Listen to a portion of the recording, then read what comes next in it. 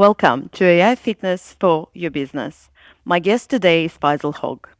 Faisal is on a mission to humanize organizational transformation, bridging the worlds of business, technology, and humanity. He is the founder of Shadoka and Next Chapter and a three-time winner of Deloitte Technology Fast 50 and Fast 500 awards. A number one Wall Street Journal and USA Today bestselling author of 11 award-winning books. Faisal serves as an executive fellow at IMD Business School in Switzerland and as a judge for MIT Ideas Social Innovation Program. His latest books are USA Today and LA Times bestselling Reimagining Government, Achieving Promise of AI, and Transcend, Unlocking Humanity in the Age of AI. Faisal, welcome. It's a privilege to have you here. Please tell us a little bit about what you do and why it matters. Thanks for having me. I think you already said what I do.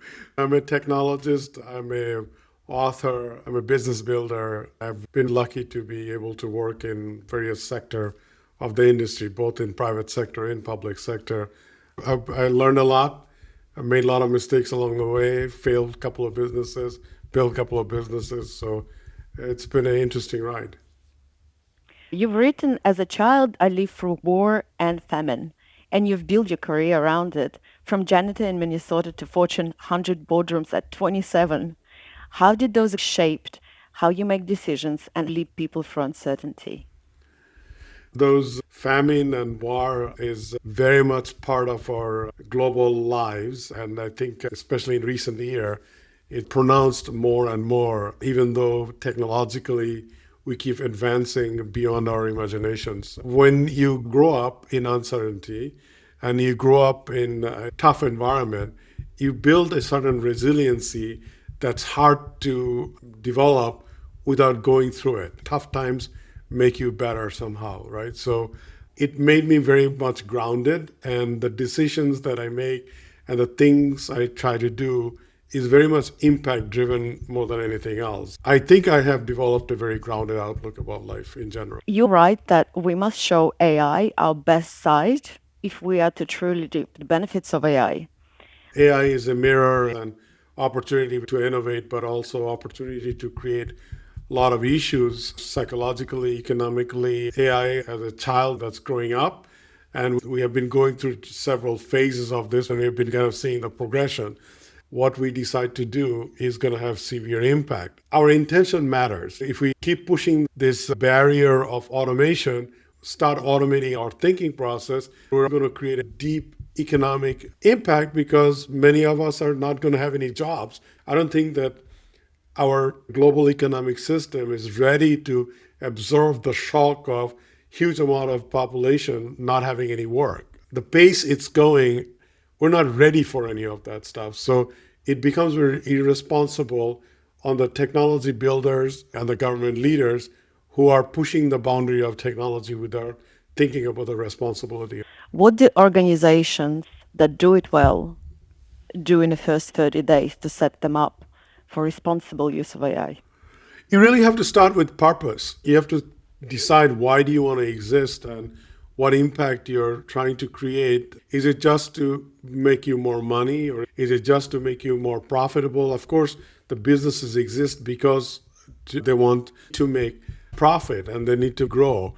But you have to start thinking about what's the ramification of just looking at that very narrow lens and without thinking about the consequences. It starts with purpose. Why do you want to exist? Why do you want to do this stuff? That's where it begins in terms of responsible AI and innovation. AI has tons of opportunity for doing monumental thing with people that will have positive impact. So do you want to focus on that, or do you want to chase efficiency for efficiency's sake so that we can make profit? If we're so efficient that we don't require any more people, then what happens? I mean, the economy dies. Machine doesn't buy anything. It's people who buy stuff. And you argue that the job crisis is being built, not born, and Yes. that it is a design choice that every business makes. For the leader deciding whatever to automate tasks that currently employ people, what does responsible innovation look like for them as a leader? You have to look philosophically buy into this idea of augmentation versus pure automation. Many of us are seeing we can be so much more productive, creative, enhance our skill set by augmenting our core strength or core value. But if you look at it from the point of view, well, I don't need my coworker anymore, or do that with 10 people versus 60 people, and that is my goal. The reality is that to be competitive and to survive, businesses are going to focus on certain level of automation. But you can do both. You can be effective and you can be augmentative of capabilities, not just efficiency by the sake of reduction of cost. In the long run, creativity still comes from people, and the decisions still are driven by people. If you are short-sighted, then you're going to have a long-term consequence. Your care framework opens with asking leaders to imagine worst case scenario before they implement AI and to sit with it. Now, you run counter to most AI adoption advice, which is just start and experiment. Why is it important, do you think, to sit with the risks before moving on to the opportunity? With great power comes great responsibility, as the quote says. There's nothing wrong with experimenting with a particular tool just to see what it can do.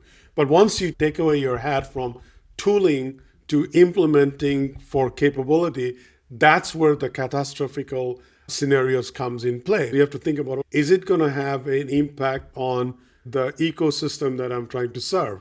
Is it going to have impact on the people that are employed in my organization and how their psychological, economical, and their behavioral pattern changing because of the technology? What if I build something that falls on the hands of a rogue agent, like you've seen the mythos running out of the box and some people are trying to do some harm? So those all comes from thinking about the worst case scenario. The reason we developed CARE is it was a counter methodology against innovation. Our innovation methodology is called open. So it has to be radically open about innovation, but you have to deeply care about the consequences that you're creating for humanity in general. This dual mentality is a must because of the power of the technology that we're dealing with. You're partnered with transformation at the national security scale, but you also draw deeply on Eastern philosophy and mindfulness. What does combining those two worlds actually look like for the business owner leading their version of high stakes change? It's a very complex world that we live in. We started our conversation with being grounded. To build a grounded self, it requires discipline. That discipline comes from things like practicing mindfulness, things like practicing empathy and thinking about consequences of your act on other people. It requires stepping back and not speeding through things. All of those came from learning and practicing Eastern philosophy. The national security is all about risk management. At least in defense, you think about how do you protect yourself from the worst case scenario and worst harm that something can cause, whether that's environmental, conflict zone, whatever the case may be. Open and care and Eastern philosophy shaped my thought process and what I practice. Business leaders' role is going to be extremely difficult, if it's not already extremely difficult, juggling through economic uncertainty, geopolitical conflicts, major, fast technological advancement. We keep saying AI is a tool, but it's really not a tool. Calculator is a tool which doesn't think. AI is a thinking partner and often enough moving towards a thinker itself. From that context, the leadership skills has to be grounded, methodical, stepping back and risk-centric as much as innovative-centric. That's the only way you're going to create a human-centric behavioral pattern within yourself and within your organization. And for the business owners that haven't done this exercise before, what would be the first kind of couple of things that they can do or start thinking about? Start asking the basic question of why. Why do you do what you do? And what's the purpose of doing it? And who are you trying to serve? If you really ask that question, you maybe surprise yourself and maybe start thinking in a different way. And then every decision that you start making as a leader, You'll have to start practicing the things that I just discussed because it requires deep thinking. You don't have to understand the mathematical theory to come up with an application, but you need to understand why you're building that application and what impact is going to have on the people. It's not just the skill of P&L management and understanding a supply chain model. Of course, you need those skills, but without these human skills, soft skills, which now being elevated as the skill, these softer skills requires a deeper thinking. It's also harder to learn and harder to practice and harder to stay sharp on those softer skills. But those would be the most valuable skills going forward. You wrote that innovation without wisdom builds system nobody trusts and uses. How do you think business leaders need to be thinking about creativity? And what are those top 5 skills of the future? I think everybody would love to know what are the next 5 skill set of the future. I don't think anybody knows what those next 5 jobs are going to be or what the next 5 skills that are commercially rewardable. The basic human skills of learning, communicating, creativity, connecting, the critical thinking and judgment and ethics, those are fundamental. The better you get at it, I think you become a better leader, but you also become a better human being. And if you're a better human being, usually you're a better leader. From a personal perspective, I'm a lifelong learner and I'm constantly pushing myself to learn something new, but I've never lost my core purpose. My core purpose is whatever I create for an impact that elevates somebody or enables somebody. It's not about can I make a most profitable product that will create the greatest profit margin. But in order to do that, I have to learn new things because things are changing. The way people consume goods and services, the way people interact with each other, the way people learn, the way people communicate, all of that stuff is changing. In order for me to keep up with that and fulfill my core purpose, I have to learn new things. Whether that's learning how to do vibe coding, research, write differently, or promote my work differently. These are all learning process. Whatever your profession is, I would say that push yourself to learn new things and do it differently, think differently. Your competition should be yourself.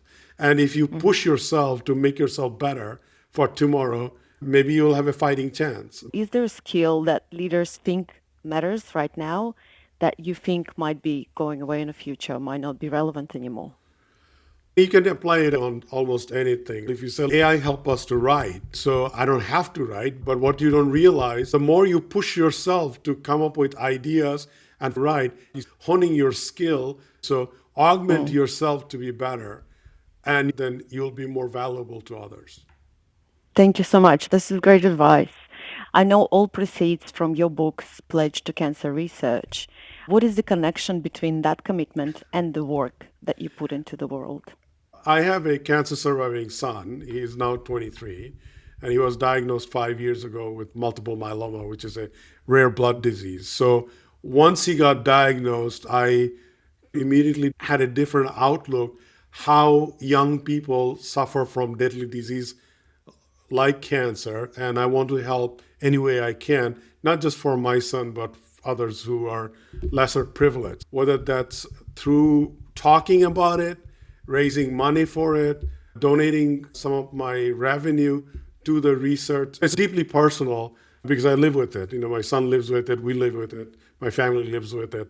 He's doing fine, but nevertheless, it's ongoing struggle for anybody who is a cancer survivor. What would you want someone reading your book in 20 years to take from it? I would hope that some of the things that we are talking about, we do not stop that conversation because these are such fundamentally human.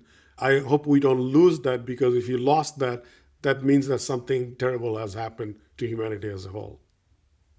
Thank you for creating this very interesting angle to think through and apply in business and in any innovation. Where can people find you if they're interested in learning more about the work that you do? Thank you for having me. You can find it on my website. I post every day on LinkedIn. You can find my books anywhere books are sold. Books all are for charity, so feel free to buy a copy. Thank you so much, Faisal. In Thank the you. interview,